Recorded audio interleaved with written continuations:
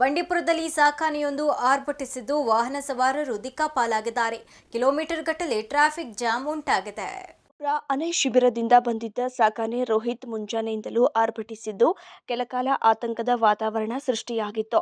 ಸಿಕ್ಕ ವಾಹನಗಳನ್ನು ಅಟ್ಟಿಸಿಕೊಂಡು ಹೋದ ಆನೆ ಈ ಆನೆಯನ್ನ ಕಂಡು ಜನರು ದಿಕ್ಕಾಪಾಲಾಗಿದ್ದಾರೆ.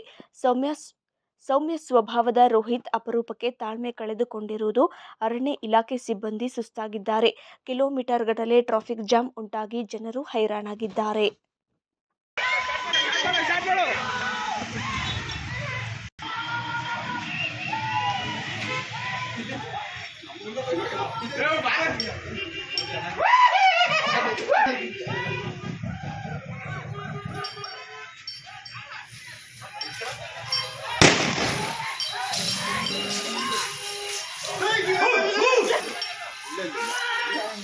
வண்டி